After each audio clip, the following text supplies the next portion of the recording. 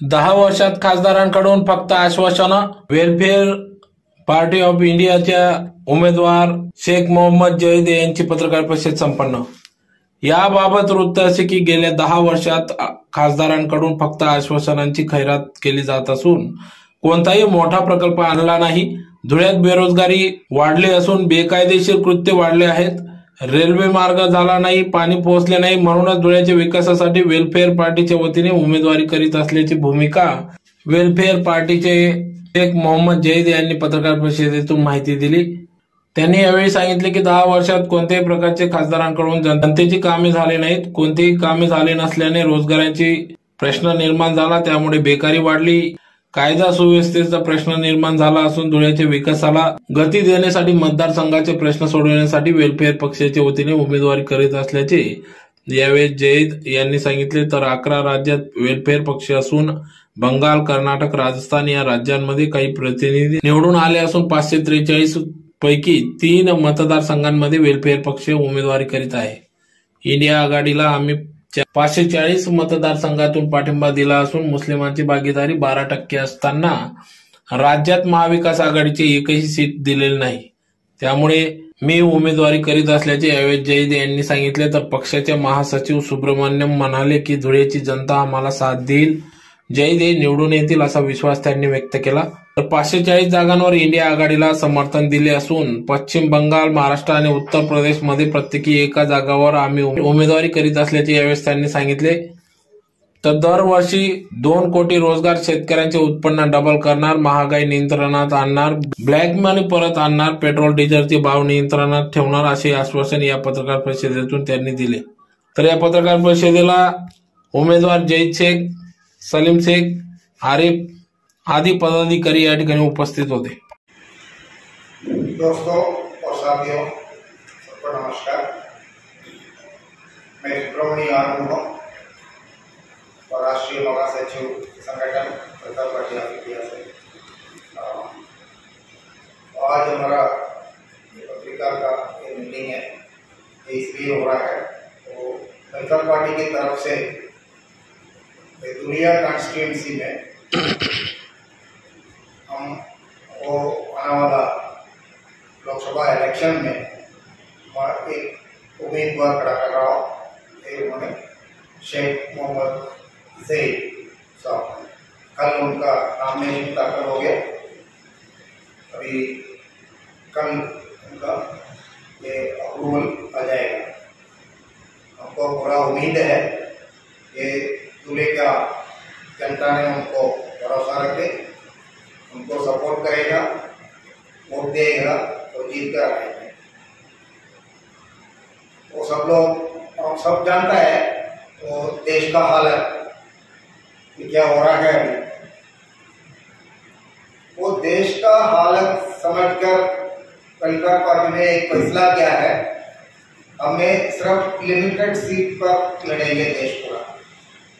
3 states में, एक waste Bengal है, एक महाराष्ट्र है और एक उत्तर प्रदेश है. 3 स्टेट्स में 3 जगह पर हम लड़ना के तो फैसला किया है. बाकी 540 सीटों पर हमें इंडिया गठबंधन को हमारा समर्थन देंगे. इसलिए हम एक इंडिया ब्लॉक को समर्थन दे रहा हूँ.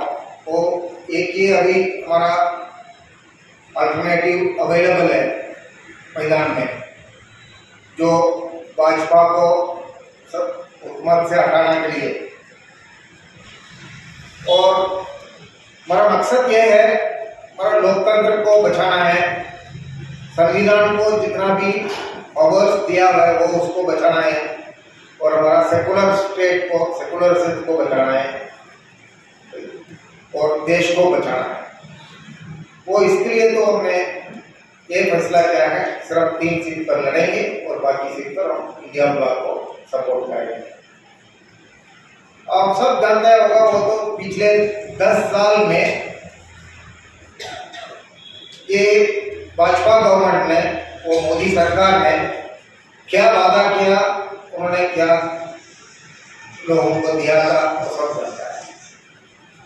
उन्हें 2014 में जब पहली बार आया था, इस वक्त उन्होंने बहुत सारा वादा किया था उन्होंने कहा था हम हर साल 2 करोड़ नौजवानों को रोजगार दिलवा देंगे। उन्होंने कहा था वो किसानों को इनकम को डबल कर देंगे 5 सालों के अंदर। फिर उन्होंने कहा था वो महंगाई को हमने कंट्रोल में रखेंगे, डीजल पेट्रोल गैस वगैरह सब कुछ हम कम कर लेंगे। फिर उन्होंने कहा था वो काला धन जो स्विस बैंक में जमा हुआ है वो सब हम लौटेंगे। हर व्यक्ति को खाता में हम 15 लाख रुपया जमा कर देंगे, ऐसा भी बोला। फिर बाद में उन्होंने खुद बोला वो ये जुमला है। और भी बहुत उन्होंने वादा किया था, अभी तक वो वादा है, वो सिर्फ नारा है, कोई वादा नहीं है। सबके साथ सबके विकास सबका विश्वास बोल रहा था, ऐसा कुछ नहीं हुआ। अच्छे दिन आएंगे, अभी भी कुछ नहीं आए। लोग पूछ रहे हैं आपको जो बुरा दिन था वो लौट के दीजिए, हमको अच्छा दिन का जरूरत नहीं है, ऐसा तो माहौल हो गया। आपण इथे आले तर मी वेगवेगळ्या पार्टी करून आपला आभारी आहे।